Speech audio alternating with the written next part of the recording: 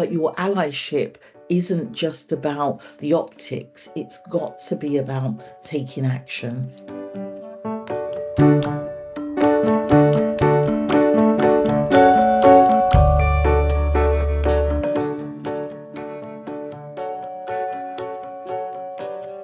So performative allyship is about, posting a rainbow flag, is about protecting employees, is about making statements around racial justice that support Black and brown employees and, all other forms of the protected characteristics that we talk about. But it's also more than that. It requires a bit more of a sustained effort where I think there's, 4 fundamental things that companies need to do. This is about, 1, investing in real leadership and development for underrepresented groups. And, don't just hire diverse talent, look at how you retain them and onboard them. 2, it's got to be about building equity into pay structures. If you have that capacity and resource to conduct audits and, look at how you close the pay gap. 3, it must be about transparency. Look at how you record data, how you share data, look at identifying trends, acknowledge where we're falling short so that we can also be accountable, and that leads to greater transparency. And I would say 4, support communities beyond your workplace and partner with grassroots organisations and advocate for inclusive policies. What I've learned in my 25 years of activism, advocacy, allyship and taking action is that often organisations do this and they parachute in and then they parachute out. But your allyship isn't just about the optics. It's got to be about taking action.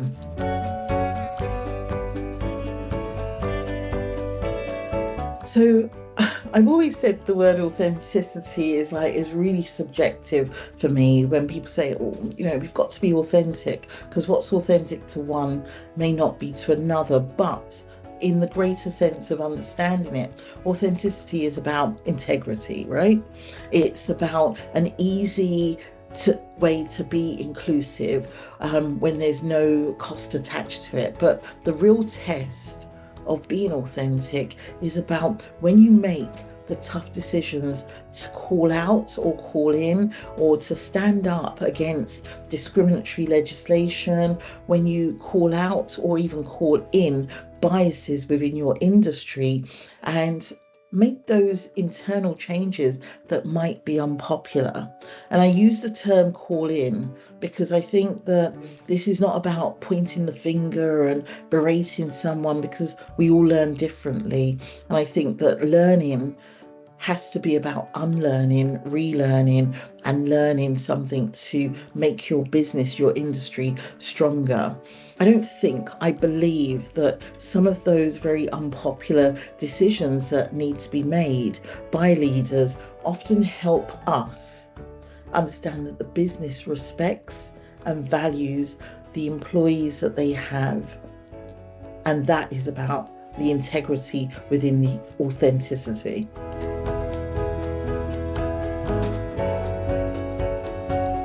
I guess when you think about the next generation of leaders in one's industry, a word that springs to mind is be fearless. Many have come before us.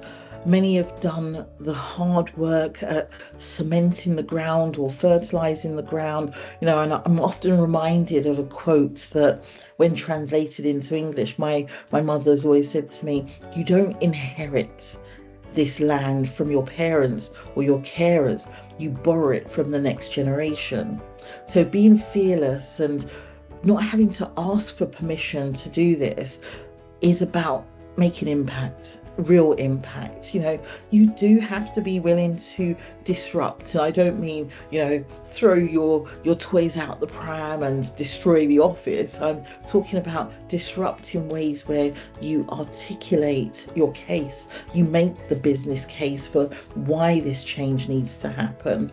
You challenge and you can also push back. I think it's also about, building community. No change is driven alone. And as somebody who has founded an organisation like UK Black Pride, I couldn't have done this single-handedly. As great as I think I am, I know that I have got some amazing people that I've brought to the forefront with me to drive forward this change, to make my organisation absolutely exemplary and a place where people want to be. And I believe finally, never lose sight of what your purpose is. The work will always be hard. It will be tough. No one ever said this will be easy, but we've got to stand for what we're doing and stand on business. And that way you're going to show true leadership, even if you're not in that position yet, you're working towards it. Don't let anyone dim your light, and understand that you have voice and agency. That's what I would say to the next generation of leaders.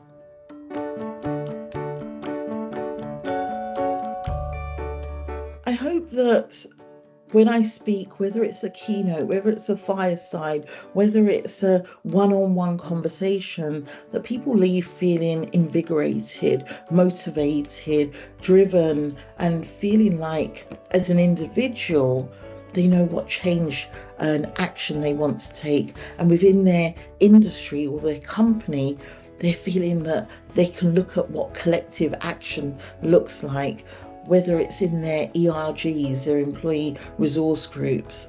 But more importantly, it's, for me, knowing that you're walking away with tangible actions, a way to strategize, to organize, to mobilize, to create a theory of change that is all underpinned by the values that you've set.